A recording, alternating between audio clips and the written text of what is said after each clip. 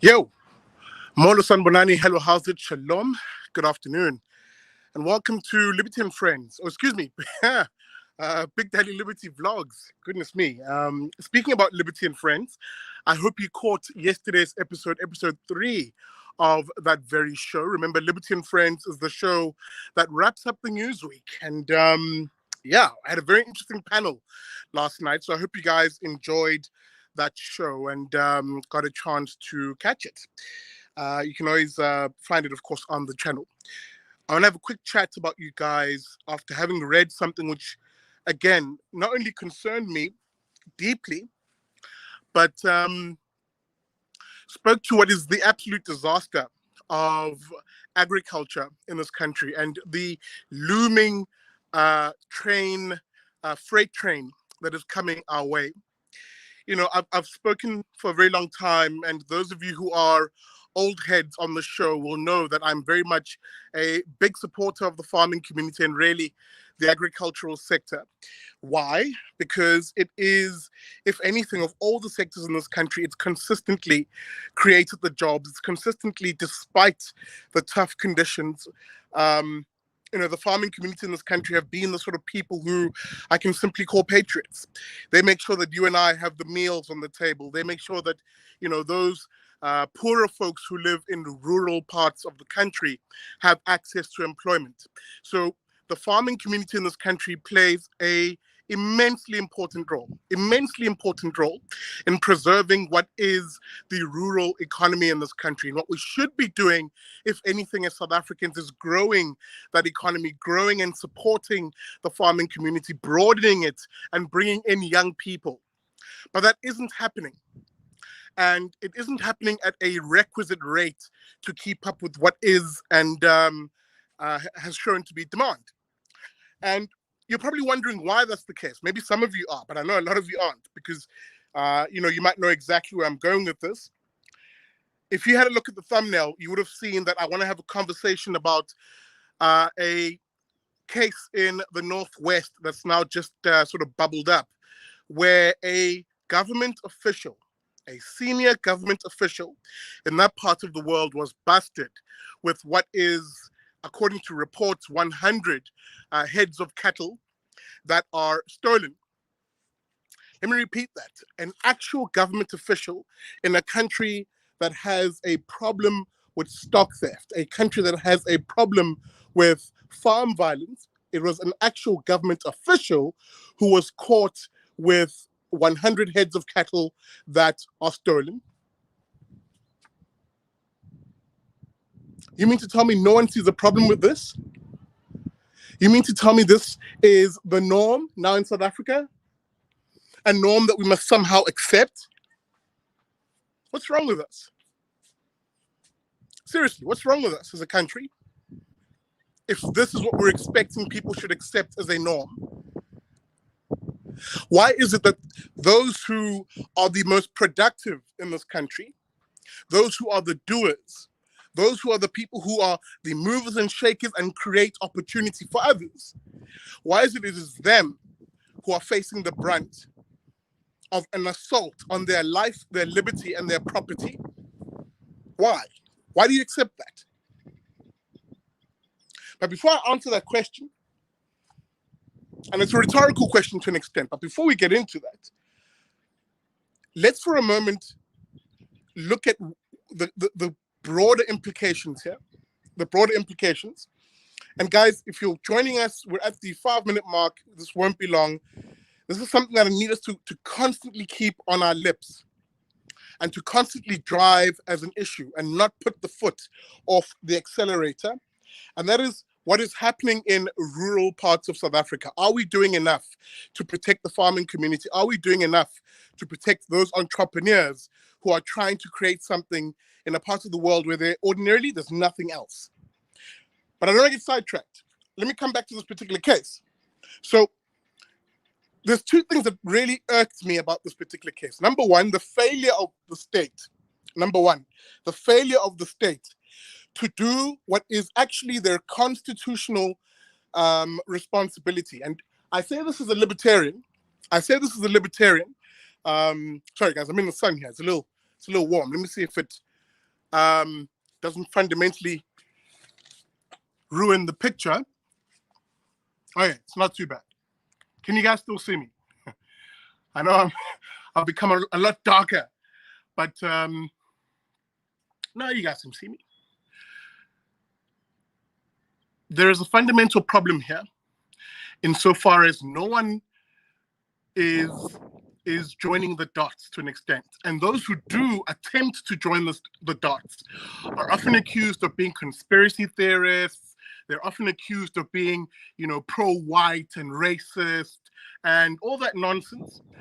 But here's the bottom line: whether you are a black or a white farmer, you are both affected.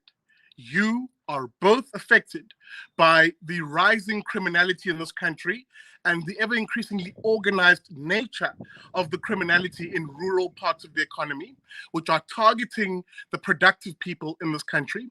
This case now that I just spotted in the news is one of a farmer, of farmers, plural, who have literally for a long ass time been saying, listen, stock theft is a major issue.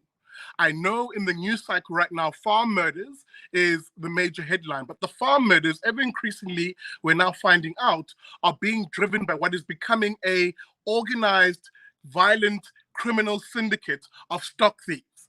A lot of the violence we're seeing in our rural parts of the country is stemming from that. And whilst the politicians are pretending that they can't hear this, whilst some politicians are paying lip service to this, ordinary people are dying. Ordinary people, ordinary farmers are dying, number one. Ordinary farmers, including even emerging farmers, are the ones who are finding that, farming as a business is just, it's not worth it. It's not worth it. From the stock theft to the violence in farming communities to the labor issues you deal with in those parts of the world, and of course to the threats against you to your property rights. When politicians start speaking the language of wanting to steal property and not compensate people, you think that only affects white farmers? You think that only affects commercial farmers? That's the other thing that pisses me off about people when they engage in this debate. Far too many of you are so far invested in trying to argue for a particular race group that you don't see that we're all in trouble here. We are all in trouble here.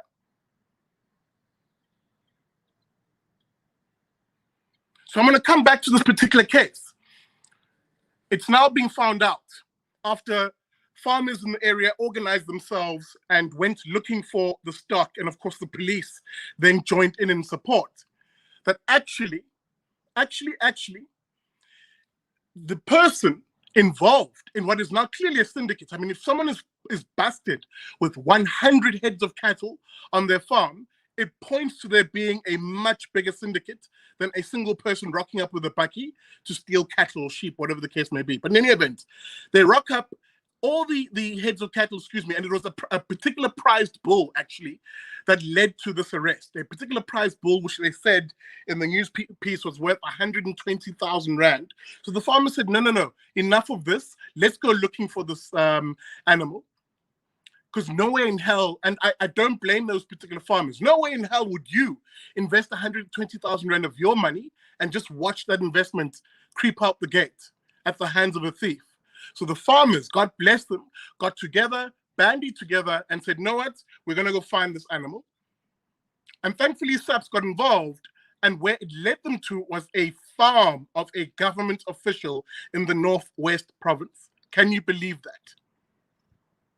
Well, I suppose you can, those of you who are aware of this issue, and why I've been saying for a very long time that the political elites, because trust you me, government officials, especially senior ones, fall in that category of political elites. If you look at how the ANC operates. Remember, the ANC operates by putting its people, its loyalists, in government positions, senior ones at that. So when I talk about political elites, I'm talking about government officials, I'm talking about actual politicians, and I'm talking about the tenderpreneurs that operate around them. So these political elites are not your friends, especially if you're in the agricultural sector. especially if you're in a farming sector, whether you're a small up-and-coming farmer, black or white, or a large commercial farmer, government and the political elites are not your friend. If anything, they are clearly involved and complicit, either by being complicit or physically involved in the attacks on our farming community to their life, their liberty, and their property rights. And this case is but one example of what you might find is many more. Many more. So it's about damn time farmers get angry. It's about damn time farmers get angry. But with that anger, I've always said it, you need to rally each other as a farming community, from the richest to the poorest, from the most far-flung farmer to the most right in front of you farm worker. You need to build a unity of purpose in your farming communities. Win your neighbors, win fellow farmers, win your farm workers on the argument. The argument being government is not your friend. The argument being prosperity is not going to be found from politicians. That it is actually farming communities working together that will actually be the future of this country. Once you build that unity of purpose by winning people on the arguments, then you can organize people. And again, I'm saying this as someone who I'm cognizant of the fact that there are lots of farming communities who are already doing this. And God bless them, because if you look at this headline, then by goodness, you should get very angry and realize that governments are not your friends. But as I said, you build that unity of purpose. From that unity of purpose, you then are able to organize people. Now you can organize communities, farmers, farm workers, even the poor rural folks who live in your area. You can organize them and say, guys, how do we stand up as a local farming community? And from there, mobilize them. Whether you're mobilizing them in a community safety initiative, by God, I'd love to see the commandos be brought back, but that's another discussion for another day. But you can definitely organize yourselves into safety initiatives. Because I can tell you now, it's not just stock theft in terms of livestock. Farmers all over the country, here in the Western Cape, when it comes to excuse me, a lot of the vineyards down here, a lot of the citrus growers down here, literally trucks in some cases arriving and stealing stock. Farmers from Cape to the Limpopo, out in Tsenin, having their avocados stolen. I've got a friend who is in a farming cooperative. I won't name this particular friend because I don't have permission to do that.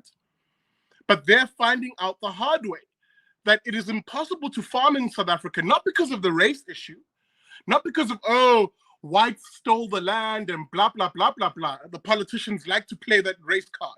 Has nothing to do with that, or very little to do with that. But farming is difficult in this country because no one is protecting the farming entrepreneur. No one's protecting their life, no one's protecting their liberty, and no one's damn well sure protecting their property rights. That's the reality that the farming community is facing in this country. Meanwhile, the politicians and the political elite are far too busy playing the race game. Oh, those white farmers, blah, blah, blah. Oh, poor blacks, blah, blah, blah. Meanwhile, actual farmers, black and white, are facing threats to life, liberty, and property rights. So that I ask myself the question, let's assume for a moment the politicians get exactly what they want, which is to remove all white farmers and basically put in their black friends and their black cronies. Because I can tell you now, I call them their black friends in particular, because black as I am, I'm not their friend.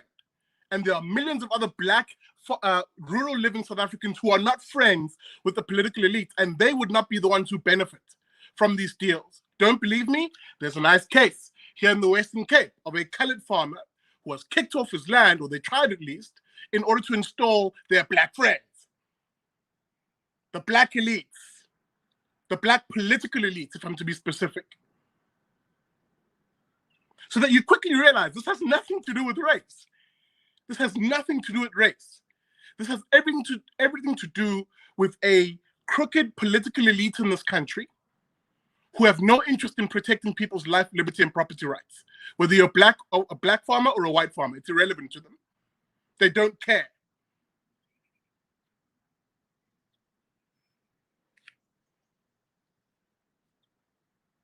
I'm going to end it here because, as I said, it miffs me off because I come from a farming background. Large swaths of my family still work on rural parts of KZN. So I understand what it means when a few sheep start disappearing, how devastating that is to a bottom line. I understand what that means, that it is an attack on life, liberty, and property rights. And it hurts a black farmer as much as it would hurt a white farmer, which is why I implore people to drop the damn race obsession, protect farmers, period. And what farmers need to understand now, and the farming community in particular, is that the politicians and the political elites, government and the state are not your friends. You are better off rallying amongst yourselves, building a unity of purpose, organizing yourselves as a community, and literally mobilizing each other to protect your life, your liberty, and your property rights. And that's God's truth right there.